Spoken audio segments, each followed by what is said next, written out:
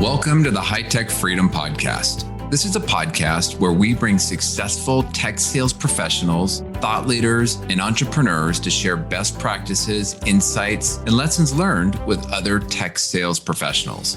As a sales professional, the more we learn, the more we earn. Once we earn it, how can we put those hard-earned commission dollars back to work to build additional income streams that will create the freedom we are all working to achieve?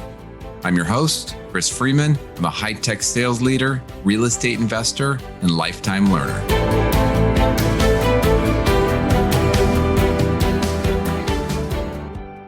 Welcome back to the High Tech Freedom Podcast. So today I wanted to share a short recap from one of my recent interviews, which was just fantastic. I mean, it was awesome. So my guest, Dr. Jeffrey McGee, he's been interviewing incredibly successful people for 30 years in support of a quarterly success-based magazine that he has.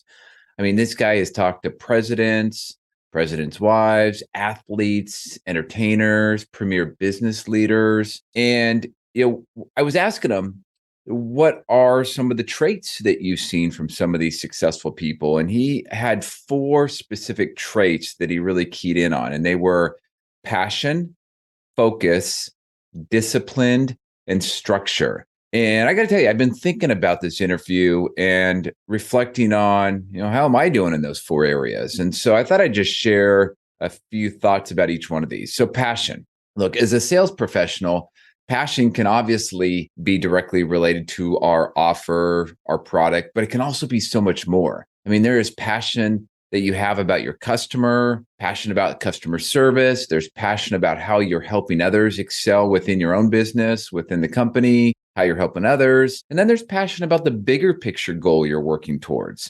I mean, think about everything you do today. What are you working towards? Maybe you don't feel passion right now. And if you're not passionate, think about how can you reframe how you're looking at things. You'll get a different perspective so you can ramp up that passion. It's really, really key. And I think it bleeds through everything that you do. The second one was focus. I've always felt that this was one of my strengths, and sometimes to a detriment to other things around me. I also think perspective has a lot to do, again, with how you focus. When you get incredibly focused on a goal, maybe a task or some outcome, it's inevitable that other things get left behind. And that's not a bad thing, right? It's important to put things in perspective and prioritize things and understand that not all tasks are created equal. For example, while you might be hyper-focused on some big task or goal, maybe cleaning the garage falls to the back burner. The whole garage falls into disarray. And, this is maybe a little personal challenge that I'm working with. But, who cares? The 2 hours I'm going to spend on cleaning the garage could be 2 hours that I could use for something that is driving towards an end task or an end goal. For example, it's Saturday. I could be cleaning the garage right now, but I'm way more passionate and I'm way more focused on the podcast and getting valuable content out to you, the user or the listener. And that's just one example of focus. The third was discipline. This one is such a huge part of long-term success. Think about it. Many people will quickly take on something new, try a new idea or launch some new thing, but very few people maintain the discipline to keep it going over a long period of time and sustain that activity. I mean, a great example is look at the gym or a health club that you might go to. If you go in January, it's packed. Come back at the end of February, not so much. Attendance drops way off. And for multiple years, just on a personal note, I've been doing push-ups to hit some annual goal. And the goal changes every year or so. But right now, my goal is I'm working on year 2 of doing 30,000 push-ups. Now, I didn't start with 30,000 push-ups, but the discipline to do these each week, every day, over the years has just made it easier. With that said, I mean, there's still days where I still have to push myself, but it's no different in business, right? We glorify the end result and the outcome, but we rarely hear about the grind and the discipline that somebody puts in every day, every week to achieve that outcome.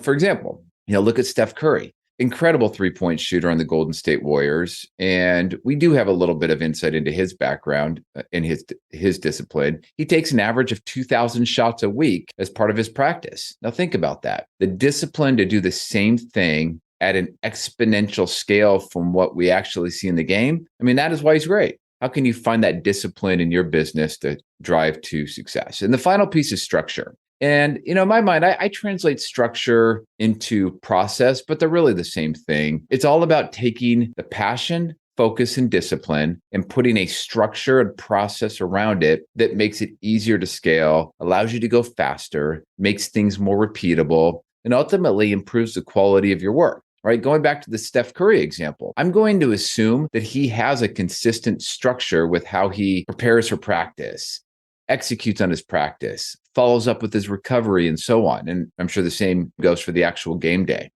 Going back a few decades, John Wooden, historic coach at UCLA that included 10 national championships, and check this out, 4 perfect seasons. As a coach, he has or had an entire documented structure around his program. I mean, down to some pretty specific and little things. So think about this, right? Bring it back to what we do as salespeople in the field. I think this structure or process is actually one of the things that holds many salespeople back from incredible success. I've seen many reps still experiencing some success, maybe still hitting their quota, but really missing out on opportunities to take it up to the next level or experience sustained success over a long period of time. And I think the reason why is they don't have a process or a structure, right? They're kind of doing it different every single time. Now, it doesn't have to be perfect in terms of your structure, but that's the beauty of it, right? By starting with a structure, you can start to better understand what is or is not working